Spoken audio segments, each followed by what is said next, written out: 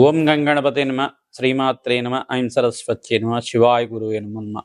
జయ గురు దత్తాత్రేయ నమ. ఓం నమ భగవతే మేధా దక్షిణామూర్తి మహ్యం మేధాం ప్రజ్ఞం ప్రయచ్చ స్వాహ.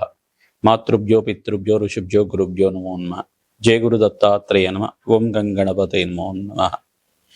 యూట్యూబ్ ప్రేక్షకులందరికీ కూడా నమస్కారం అండి. నా పేరు పాలపర్తి గురునాథ్ శర్మ, జ్యోతిషం వాస్తు సిద్ధాంతిని.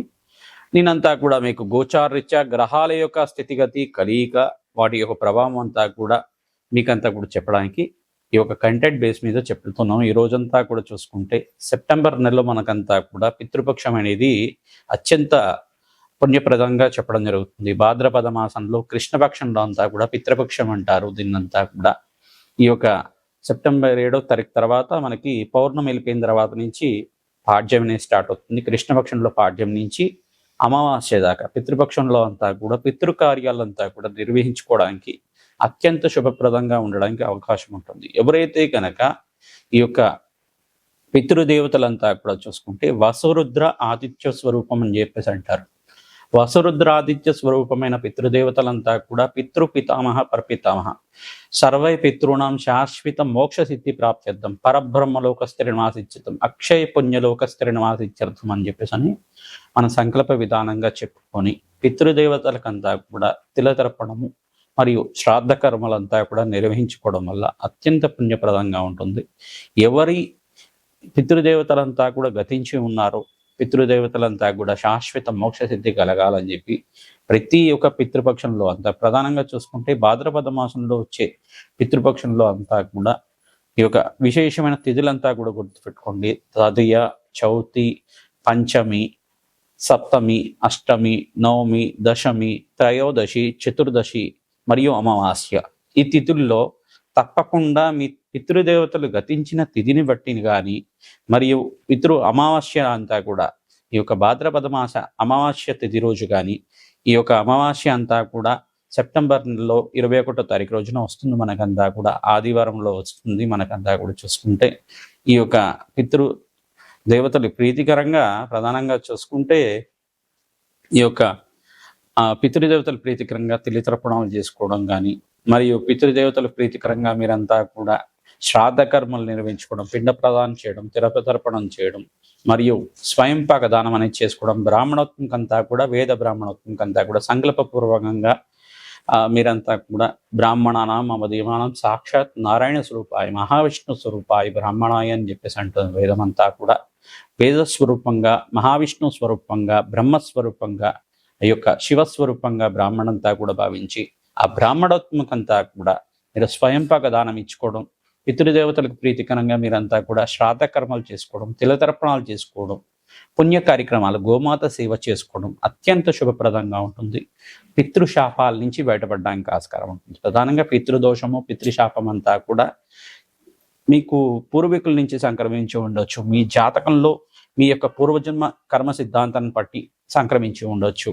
ఈ యొక్క జాతక ప్రభావం నుంచి పితృదోషము, పితృశాపం నుంచి బయటపడాలి అంటే కనుక ఈ పితృపక్షంలో కనుక మీరంతా కూడా మోక్ష నారాయణ బలి విధానం కానీ ఈ యొక్క శాస్త్ర కర్మలు కానీ చేసుకోవడం వల్ల అత్యంత శుభ ఫలితాలు పొందడానికి ఆస్కారం ఉంటుంది.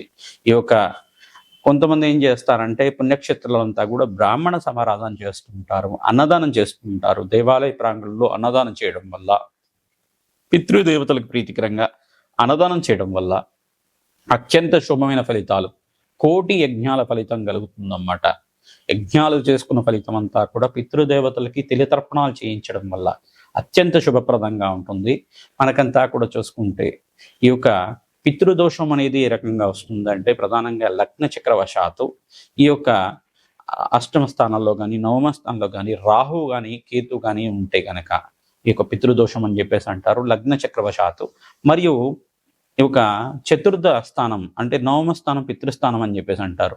ప్రధానంగా అష్టమ స్థానం ఆయుస్థానం అని చెప్పేసి అంటారు. ఈ స్థానాల్లో కనుక రాహు కేతులు కానీ ఉండి మరియు ఇక నవమ స్థానంలో కనుక రాహు కానీ కేతు కానీ ఉంటే మరియు శనీశ్వరుడు ఒక వీక్షణ, పరస్పర వీక్షణ అంతా కూడా సూర్య భగవానుడి మీద ఉంటే కనుక శనీశ్వరుడికి 3 దృష్టిలు ఉంటాయి అన్నమాట. త్రిపాద దృష్టి, సప్తమ దృష్టి, దశమ దృష్టి అనేది ఉంటుంది. ఈ దృష్టితోటి కనుక సూర్య భగవానుడి మీద ఉంటే కనుక చతుర్థ స్థానం నుంచి కానీ నవమ స్థానం నుంచి కానీ లగ్నం నుంచి కానీ పితృదోషం అనేది ఉంటే కనుక ఈ యొక్క తల్లి తండ్రితోటి ప్రధానంగా చూసుకుంటే కొంచెం మనస్పర్ధలు ఉండడం కానీ, దూరంగా ఉన్న దేశం నుంచి విదేశంలో బతకడం కానీ, జీవితం అనేది కొంచెం ఎదుగుదల లేకపోవడం, ఆర్థికంగా ఎదుగుదల లేకపోవడం, అన్నీ ఉన్నప్పటికి కూడా అనుకున్న స్థాయిలో పేరు రాకపోవడం, ఈ యొక్క కళ్యాణం వాయిదా పడుతూ ఉండడం, వివాహం అనేది వాయిదా పడుతూ ఉండడం కానీ, ఆలస్య కళ్యాణం తరచూ జరుగుతూ ఉండడం కానీ, కొన్ని తరాల వారికి కొంతమందికి మగ సంతానమే ఉండడం కానీ, కొన్ని తరాల వారికి కొంతమందికి స్త్రీ సంతానం అంటే కొంతమందికి ముగ్గురు స్త్రీలుగా అంటే స్త్రీ సంతానం కానీ, అంటే ప్రధానంగా చూసుకుంటే ఒక సంతానం అనేది ఆలస్యం అవుతూ ఉండడం కానీ, అంటే కొన్ని సంవత్సరాలు ఆలస్యం అవడం, పెళ్ళైన తర్వాత ప్రధానంగా చూసుకుంటే వివాహమైన తర్వాత ఒక 5 సంవత్సరాల తర్వాత కానీ, 8 సంవత్సరాల తర్వాత కానీ సంతానం అవుతూ ఉండడం కానీ, మిస్‌క్యారేజెస్ అవుతూ ఉండడం కానీ, ఇట్లాంటివి జరుగుతూ ఉంటాయి అన్నమాట. పితృదోషం, పితృశాపం ఉంటే గనక. పితృదేవతల ఆశీర్వాదం వరకే మనకంతా కూడా సంతాన యోగం సిద్ధిస్తుంది, వంశాభివృద్ధి కలుగుతుంది. ఇది అందరూ కూడా గుర్తుపెట్టుకోవాల్సిన విషయం. పితృదేవతల ఆశీర్వాదం ఉంటేనే వాళ్ళ అంశగా, వాళ్ళ యొక్క ప్రీతికరమైన అంశగా ఈ యొక్క సంతాన యోగం కలగడం, ఆ వంశాభివృద్ధి కలగడానికి కారకుడుగా జనించడం, మీకంతా కూడా జనించడం జరుగుతూ ఉంటాయి. పితృదేవతల ఆశీర్వాదం. కొంతమంది పిల్లలు చూస్తే పూర్వీకుల యొక్క తాత ముత్తాతల యొక్క పోలిక ఉందని చెప్పేసి పోలిక చూసుకుంటూ ఉంటారు. వాళ్ళ గుణగణాలు కూడా వచ్చే విధంగా ఉంటుంది. వాళ్ళ గుణగణాలు కూడా ఈ యొక్క మీ తాతగారు ఈ రకంగా చేశారు, ముత్తాత గారు ఈ రకంగా చేశారు అని చెప్పేసి చెబుతూ ఉండడం కానీ జరుగుతూ ఉంటుంది. తద్వారా మీకంతా కూడా శుభమైన ఫలితాలు వచ్చే విధంగా ఏం పరిష్కారం చేసుకోవాలి, ఈ మహాలయ పక్షం అని చెప్పేసి అంటారు, మహాలయ పితృపక్షం అని చెప్పేసి అంటారు. భాద్రపద మాసంలో వచ్చే కృష్ణపక్షంలో అంతా కూడా ఈ పితృపక్షము అని చెప్పేసి అనడం వల్ల ఈ పితృదోషం నుంచి బయటపడడానికి అత్యంత శుభమైన మంచి రోజులుగా చెప్పడం జరుగుతుంది. పితృపక్షంలో మీరంతా కూడా ప్రధానంగా చూసుకుంటే ఈ యొక్క పితృకార్యాలు నిర్వహించుకోవడం వల్ల అత్యంత శుభ ఫలితాలు పొందుతారు. మేషాది ద్వాదశ రాశుల వాళ్ళు ఏ కార్యక్రమం చేసుకోవడం వల్ల, ఎటువంటి పితృదానాలు చేసుకోవడం వల్ల అత్యంత శుభ ఫలితాలు పొందుతారు. వ్యాపారం అభివృద్ధి కావాలన్నా, మరియు వంశాభివృద్ధి కావాలన్నా, శీఘ్ర కళ్యాణ యోగం కావాలన్నా పితృపక్షంలో తప్పకుండా మీ యొక్క ఆ పితృదేవతలు గతించి ఉన్నవాళ్ళు తప్పకుండా మీరంతా కూడా తెలతర్పణాలు చేసుకోవడం, శ్రాద్ధకర్మలు ఆచరించుకోవడం, మరియు వసరుద్ర ఆదిత్య స్వరూపంగా ఉన్న పితృపితామహ ప్రపితామహ ఎవరైతే గతించి ఉన్న పూర్వీకుడి యొక్క సంబంధపానం అంటే బంధువులు ఎవరైతే గతించి ఉన్నారో వాళ్ళ పేర్ల మీద తర్పణాలు చేయడం, మీ పితృతిథి ఏదైతే ఉందో ఆ తిథి రోజున పితృదేవతలకు ప్రీతికరంగా ఈ యొక్క శ్రాద్ధ కర్మలు నిర్వహించుకోవడం, అమావాస్య రోజునైతే కనుక ఎవరైతే గతించి ఉన్నారో పుణ్యలోకాల్లో ఉన్నారో వాళ్ళకంతా కూడా స్వర్గరకంలో స్థిరనివాసం ఉన్న పూర్వీకుల యొక్క పేర్లు చెప్పి వాళ్ళ యొక్క పేరు మీద అంతా కూడా తిలతర్పణాలు చేసుకోవడం, తద్వారా వంశాభివృద్ధి కలుగుతుంది. తద్వారా మీకు అంతా కూడా చతుర్దశి తేదీ రోజునంతా కూడా కొంతమంది ఋషి తర్పణాలు అని చెప్పేసి చేస్తూ ఉంటారు. ఇవన్నీ కూడా ఉంటాయి అన్నమాట. తర్వాత తర్పణాలు అని చెప్పేసి అన్నప్పుడు మనకి ప్రధానంగా అగ్నిదేవుడికి ఈ యొక్క ఇద్దరు భార్యలు అని చెప్పేసి చెప్పడం జరుగుతుంది. స్వాహాదేవి, స్వదాదేవి అని చెప్పేసి ఈ యొక్క స్వదాదేవి అంతా కూడా పితృస్థానానికి అధిష్టాన దేవతగా చెప్పడం జరుగుతుంది. స్వదాదేవి ఆరాధన చేయడం వల్ల పితృదేవతలకు అత్యంత ప్రీతికరంగా పొంది పితృదేవతలంతా కూడా స్వర్గలోకంలో, వైకుంఠలోకంలో, బ్రహ్మలోకంలో, ఊర్ధ్వలోకంలో, పుణ్యలోకంలో స్థిరనివాసంగా ఉండడానికి ఆస్కారం ఉంటుంది. శాశ్వత శివలోక ప్రాప్తి కలగడానికి ఆస్కారం ఉంటుంది. మోక్ష సిద్ధి కలగడానికి ఆస్కారం ఉంటుంది. మనం చేసే పితృకార్యాల వల్లే పితృదేవతలకంతా కూడా ఆఖరి దప్పికలు లేకుండా ఉండడం, సకాలంలో వాళ్ళకి భోజనం అందడం కానీ జరుగుతూ ఉంటుంది. ప్రతిరోజు కూడా ఈ యొక్క అపరాహ్న కాలం అనేది ఉంటుంది. ప్రతిరోజు కూడా చూసుకుంటే 12 గంటల నుంచి 1:30 సమయం వరకు కానీ, 12:30 నుంచి మనకి 3:30 సమయం వరకు పితృపక్షం అని చెప్పేసి అంటే అపరాహ్న కాలం అని చెప్పేసి అంటారు. 12:30 దాటిన తర్వాత అది అపరాహ్న కాలం అంటారు. ఈ అపరాహ్న కాలంలో అంతా కూడా పితృదేవతలు మీ యొక్క గుమ్మం ముందు వచ్చి ఉంటారు. వాళ్ళంతా కూడా మీరు పితృకార్యాలు ఏమైనా చేస్తున్నారా, వాళ్ళ ప్రీతికరంగా ఏమైనా వంటకాలు ఏమైనా చేసి వాళ్ళకి నివేదన చేస్తున్నారా, లేదు వాళ్ళని తలుచుకుంటున్నారా అని చెప్పేసి అని చూస్తూ ఉంటారన్నమాట. మీరు ఏం చేయాలంటే ప్రతిరోజు కూడా ఏదో ఒక సమయంలో ఈ యొక్క మధ్యాహ్నం పూట 12:30 దాటిన తర్వాత పితృదేవత తలుచుకోవడం కానీ, వాళ్ళకి నమస్కారం చేసుకోవడం కానీ, గతించి ఉన్న వాళ్ళకి ప్రధానంగా వాళ్ళకి నమస్కారం చేసుకోవడం కానీ చేస్తూ ఉంటే కనుక పితృదేవతలకు ప్రీతికరంగా వాళ్ళకి ఇష్టమైన వంటకాలు నివేదన చేసి మీరు ప్రసాదంగా భుజిస్తూ ఉంటే కనుక పితృదోష నివారణ జరుగుతుంది. ఎవరికైతే శీఘ్రంగా కళ్యాణ యోగం కావాలనుకుంటే కనుక వీళ్ళంతా కూడా పితృదోష నివారణార్థం ఈ యొక్క శ్రాద్ధ కర్మలన్నీ కూడా, దోష నివారణ పూజలన్నీ కూడా చేసుకోవడం వల్ల అత్యంత శుభ ఫలితాలు పొందడానికి ఆస్కారం. సంతాన యోగం, శీఘ్ర సంతాన యోగం కలగడానికి, ఆలస్య వివాహాల నుంచి బయటపడడానికి, పితృదోషాలు పితృశాపాల నుంచి బయటపడడానికి, మాతృమూలకరమైన పితృదోషం నుంచి బయటపడడానికి ఈ యొక్క పితృపక్షం శ్రేష్టమైన పుణ్యపక్షంగా చెప్పడం జరుగుతుంది. పుణ్యక్షేత్రాల్లో కనుక శ్రాద్ధ కర్మలు ఆచరించుకోవడం అంటే మనకి సప్త పుణ్యస్థలాలు అని చెప్పేసి అంటారన్నమాట. ఈ యొక్క పుణ్యస్థలాల్లో అంతా కూడా ఆచరించుకోవడం, అనంత పుణ్య ప్రాప్తి కలిగే విధంగా చేసుకోవడం. ఈ అయోధ్య, కాశీ, ఈ యొక్క మధుర మరియు ఈ యొక్క పాదగయ అని చెప్పేసి అంటారు. గయాస్థానంలో అంతా కూడా పితృశాస్త్ర కర్మలు ఆచరించుకోవడం. బ్రహ్మకపాల దగ్గర అయినా కానీ, విష్ణుపాదం దగ్గర అయినా కానీ, బీహార్ దగ్గర ఉంటుంది ఆ ప్రాంతం దగ్గర. పిఠాపురం దగ్గర చూసుకుంటే పాదగయ ఉంటుంది, కుక్కుటేశ్వర క్షేత్రం దగ్గర ఉంటుంది అన్నమాట ఈ శ్రాద్ధ కర్మలు చేసుకోవడం. తెలంగాణ రాష్ట్రంలో చూసుకుంటే మనకి అల్లంపూర్ జోగులంద క్షేత్రం దగ్గర కూడా చేస్తూ ఉంటారు. ఈ శ్రాద్ధ కర్మలు ఆచరించుకోవడం, పిండ ప్రదానం చేయడం, నదీ ప్రవాహ ప్రాంతంలో అంతా కూడా చేయడం వల్ల అత్యంత పుణ్య ఫలితాలు పొందుతూ ఉంటారు. మీకంతా కూడా సకల గ్రహదోష నివారణ కలిగి, పితృదేవతల శాంతి కలిగే విధంగా ఎటువంటి పరిష్కారాలు చేసుకోవాలి, ఈ యొక్క పితృదేవతలంతా కూడా మోక్ష స్థానాన్ని కలిగే విధంగా ఎటువంటి పరిష్కారం చేసుకోవడం వల్ల అత్యంత శుభ ఫలితాలు పొందుతారు తెలుసుకుందాం. వృషభ రాశి జాతకులకి ఈ యొక్క పితృపక్షంలో అంతా కూడా ఎటువంటి పరిష్కారాలు ఆచరించుకోవాలో తెలుసుకుందాం. సెప్టెంబర్ నెలలో మనకి పితృపక్షం అంతా కూడా చూసుకుంటే 8వ తారీఖు నుంచి ప్రారంభమవుతుంది. పితృపక్షంలో ప్రధానంగా వృషభ రాశి జాతకులు విశేషంగా మీరంతా కూడా వసురుద్రాదిత్య స్వరూపంగా ఉన్న పితృదేవతలు ఎవరైతే గతించి ఉన్నారో వాళ్ళకంతా కూడా శాశ్వత మోక్ష సిద్ధి ప్రాప్త్యర్థం కలిగే విధంగా పుణ్యలోకంలో అక్షయ పుణ్యలోక ప్రాప్త్యర్థం అనే సంకల్పంతో తప్పనిసరిగా ఈ యొక్క వాళ్ళు గతించిన తిథిని అంతా కూడా చూసుకుని తిథిని ప్రకారంగా కానీ, అమావాస్య తిథిలో కానీ తప్పనిసరిగా మీరు శ్రాద్ధకర్మలు ఆచరించుకోవడం, తిలతర్పణాలు చేయడం, తిలదానం చేయడం. ప్రధానంగా బ్రాహ్మణత్వంకంతా కూడా మహావిష్ణు స్వరూపాయ అని చెప్పేసి సంకల్పంతో బ్రాహ్మణానం మమ దేవానం సాక్షాత్ నారాయణ స్వరూపాయ మహావిష్ణు స్వరూపాయ బ్రాహ్మణాయ అని చెప్పి మంత్రంతో అంతా కూడా బ్రాహ్మణత్వం ప్రీతికరంగా ఈ యొక్క స్వయంపాక దానం చేయడం. ప్రధానంగా ఎవరైతే స్వయంపాక దానం చేసుకుంటారో అత్యంత శుభ ఫలితాలు పొందుతూ ఉంటారు. ప్రధానంగా స్వయంపాకంలో అంతా కూడా చూసుకుంటే దుంపకూరలు పెట్టడం, ఎక్కువగా దుంపకూరలు, చామగడ్డలు కానీ, ఈ యొక్క కంద కానీ పెట్టడం కానీ అత్యంత శుభ ఫలితాలు పొందడానికి ఆస్కారం ఉంటుంది. కొంతమంది అయితే వాళ్ళ ఆచార ప్రకారంగా తెల్ల గుమ్మడికాయ పెడతారు, అది కూడా పెట్టచ్చు. అంటే దాన్ని ముక్కగా కట్ చేసి పెట్టాల్సి ఉంటుంది. ఆ యొక్క తెల్ల గుమ్మడికాయ కూడా కూష్మాండ దానం అంటారు, దాన్ని కూష్మాండ దానం కూడా చేసుకోవచ్చు. తద్వారా మీకంతా కూడా అత్యంత శుభ ఫలితాలు పొందడానికి ఆస్కారం ఉంటుంది. పితృదేవతల ప్రీతికరంగా, స్వదాదేవికి ప్రీతికరంగా, స్వదాదేవి వచ్చేసి పితృదేవతలకు అధిష్టాన దేవతగా చెప్పడం జరుగుతుంది. పితృదేవతలకంతా కూడా ప్రీతికరంగా తిలతర్పణాలు తప్పనిసరిగా ఆచరించాలి. తద్వారా మీకంతా కూడా వంశాభివృద్ధి కలుగుతుంది. కళ్యాణం కాలే వాళ్ళకి శీఘ్ర కళ్యాణ యోగం సిద్ధిస్తుంది. తిలతర్పణాలు చేయడం వల్ల సకాలంలో పితృదేవతలకంతా కూడా ఆకలి దెబ్బకలు లేకుండా ఆహారం అందుతుంది. తద్వారా వాళ్ళకి ఊర్ధ్వలోకంలో, పుణ్యలోకంలో, శాశ్వత బ్రహ్మలోకంలో స్థిర నివాస కలుగుతుంది.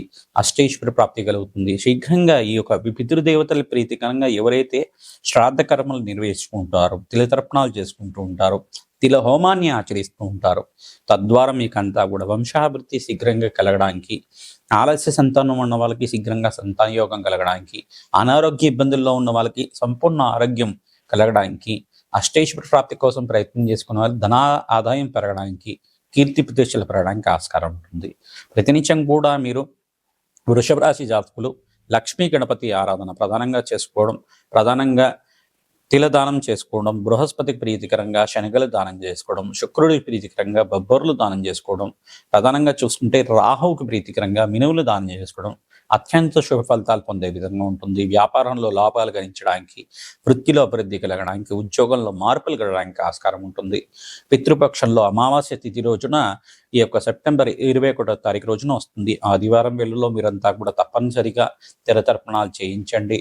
తద్వారా ఎవరి పితృదేవతలు అయితే గతించి ఉన్నారో వాళ్ళకంతా కూడా మోక్ష ప్రాప్తి కలిగే విధంగా తప్పనిసరిగా మీరంతా కూడా గోమాత సేవ చేయడం, ఈ యొక్క మరియు బ్రాహ్మణోత్వంకంతా కూడా స్వయంపాకం చేసుకోవడం, దక్షిణ సహితంగా చేసుకోవడం, రావి చెట్టుకి 27 ప్రదక్షిణాలు ఆచరించిన వాళ్ళకి సకల ప్రతిదోష నివారణ కలుగుతుంది. మరియు పనస మొక్కనంతా కూడా దేవాలయ ప్రాంగణంలో నాటడం కానీ అత్యంత శుభ ఫలితాలు పొందుతారు. ఎవరైతే కనుక పనస మొక్కని నాటుతూ ఉంటారో, పనస మొక్కని నాటడం వల్ల అత్యంత శుభ ఫలితాలు పొందడానికి, పితృదోష నివారణ కలగడానికి ఆస్కారం ఉంటుంది. మహాలయ పితృపక్షంలో ప్రధానంగా చూసుకుంటే ఈ యొక్క అమావాస్య తిరుజు రోజున ఎవరి పితృదేవతలైతే గతించున్నారో వాళ్ళ పేర్లే కాకుండా 4 తరాల దాకా సబంధుకానాం బంధువులైతే గతించి ఉన్నారో, మీ రక్త సంబేతికులు కానీ, గురువులు కానీ, ఆచార్యులు మంత్రోపదేశం చేసిన గురువులు కానీ, మిత్రులైనా కానీ వాళ్ళ పేరు మీద, వాళ్ళ గోత్రం తెలిసి ఉంటే వాళ్ళ గోత్రం మీద కానీ తిలతర్పణాలు చేయడం వల్ల వాళ్ళకి రుణముక్తులు అవుతుంది. ప్రధానంగా భాతృ రుణము, పితృ రుణం, మాతృ రుణం అని చెప్పేసి ఉంటుందన్నమాట. ప్రధానంగా ఋషి రుణం అనేది కూడా ఉంటుంది. ఈ యొక్క మాతృ రుణం, పితృ రుణం అనేది ఈ యొక్క రుణాల్లో ప్రధానమైన రుణంగా చెప్పడం జరుగుతుంది. ఈ రుణాలన్నా కూడా తీరాలి అని చెప్పేసి అంటే కనుక వాళ్ళకి శ్రాద్ధ కర్మలు ఆచరించాలి, తిలతర్పణాలు చేయాలి, స్వయంపాక దానం చేసుకోవాలి, వాళ్ళ ప్రీతికరంగా మోక్ష ప్రాప్తి కలిగే విధంగా పుణ్య కార్యక్రమాలు ఆచరించాలి. ఎవరి జాతకంలో కనుక పితృశాపము, పితృదోషం ఉంటే కనుక తప్పనిసరిగా మీరంతా కూడా జాతకం అంతా కూడా జ్యోతిష పండితులతో చూపించుకొని మీరంతా కూడా పితృదోష నివారణార్థం మోక్ష నారాయణ విధానం, తిలహోమము మరియు శాంతి హోమాది కార్యక్రమాలు ఆచరించుకోవడం. ప్రధానంగా చూసుకుంటే ఎవరైతే కనుక ఈ యొక్క దోషం నుంచి పీడిస్తున్నారో, ప్రధానంగా బాధపడుతున్నారో వాళ్ళకంతా కూడా వంశాభివృద్ధి ఆలస్యంగా అవ్వడం కానీ, కళ్యాణం ఆలస్యంగా అవుతుండడం కానీ, మనశ్శాంతి లోపం ఉండడం కానీ, ఎంత సంపాదించినప్పటికీ కూడా అనుకున్న స్థాయిలో మీకంతా కూడా మంచి గుర్తింపు లేకపోవడం కానీ జరుగుతూ ఉంటుంది. ఈ దోషాలకంతా కూడా ఏ ఒక కారణాలు, కారకత్వాలు చెప్తుంటారు. ప్రధానంగా దీని నుంచి బయటపడాలంటే గోమాత సేవ చేయాలి, గోదానం చేయాలి. తరచుగా మీరు ప్రధానంగా అమావాస్య తిథి రోజున ఏ మాసంలో వచ్చిన అమావాస్య అయినా కానీ తప్పకుండా మీరంతా కూడా పితృదేవతల ప్రీతికరంగా తిలతర్పణము మరియు స్వయంపాక దానం కానీ, మోక్ష నారాయణ బలి విధానం కానీ తరచుగా మీరు చేసుకుంటూ ఉంటే గనక అఖండ రాజయోగం సిద్ధిస్తుంది. సకల గ్రహదోష నివారణ కలుగుతుంది. పనస మొక్కని దేవాలయ ప్రాంగణంలో నాటడం వల్ల సకల గ్రహదోష నివారణ కలుగుతుంది, పితృదేవత శాంతి కలుగుతుంది, అష్టేశ్వరి యోగం సిద్ధిస్తుంది. ఈ వస్తువులన్నీ కూడా స్వయంపాకంలో ఉండే విధంగా చూసుకోండి. ప్రధానంగా పెట్టకుండా వస్తువులు ఏంటిదంటే ఉల్లిపాయ మరియు ఉల్లిగడ్డ కూడా పెట్టకూడదు. ఉల్లిపాయ, వెల్లుల్లి కానీ ఉల్లిగడ్డ కానీ పెట్టకూడదు. ఇవి లేకుండా చూసుకోండి. మరియు ప్రధానంగా తోటకూర కానీ మరియు దుంపకూరలు, చామగడ్డ కానీ, కంద కానీ పెట్టచ్చు. మరియు కూష్మాండం, తెల్ల గుమ్మడికాయ కానీ, ఎరుపు రంగు గుమ్మడికాయ కానీ దానం చేసుకోవడం వల్ల అఖండ పుణ్యయోగం సిద్ధిస్తుంది. ప్రధానంగా పప్పు, ఉప్పు, చింతపండు పెడుతూ ఉంటారు, లవణ దానం చేస్తూ ఉంటారు. ఇవన్నీ కూడా చేయవచ్చు. ఇవన్నీ కూడా ఈ యొక్క ప్రధానంగా స్వయంపాకంలో ఏదైతే ఈ యొక్క బ్రాహ్మణోత్వం అంతా కూడా వండుకునే విధంగా ఉంటాయి వస్తువులన్నీ కూడా ఈ యొక్క దానాల్లో అంతా కూడా శ్రేష్టంగా అన్నదానం కాబట్టి ఈ అన్నదానం కోసం అంతా కూడా మీరు దానం చేసుకోవడం వల్ల అఖండ పుణ్యయోగం వస్తుంది. దక్షిణ సహితంగా, వస్త్ర సహితంగా దానం చేసుకుంటే కనుక సంఘంలో కీర్తి ప్రతిష్టలు పెరగడానికి ఆస్కారం ఉంటుంది. రాజయోగం కలిసి వస్తుంది. అష్టైశ్వర్యోగం సిద్ధించడానికి ఆస్కారం ఉంటుంది. స్వయంపాకంలో 5 రకాల కూరగాయలు కానీ, 6 రకాల కూరగాయలు కానీ, పప్పు, ఉప్పు, చింతపండు ప్రధానంగా దానం చేసుకోవడం కానీ, ఈ యొక్క స్వయంపాకంలో ప్రధానంగా అన్నదానం నిమిత్తం అంతా కూడా బియ్యాన్ని దానం చేసుకోవడం కానీ చేస్తూ ఉండడం, వస్త్రదానం చేయడం వల్ల ప్రధానంగా చూసుకుంటే అష్టైశ్వర్య యోగం సిద్ధించడానికి, పితృదోష నివారణ కలగడానికి, అంటే దోషం నుంచి బయటపడి మీకంతా కూడా పితృశాపం నుంచి బయటపడడానికి ఆస్కారం ఉంటుంది. ప్రధానంగా మీకంతా కూడా పితృదేవతలు శాంతి కలగడానికి, మోక్ష సిద్ధి కలగడానికి, శాశ్వత పరబ్రహ్మలోక స్థిర నివాసం కలగడానికి ఆస్కారం ఉంటుంది. శ్రీమాత్రే నమః.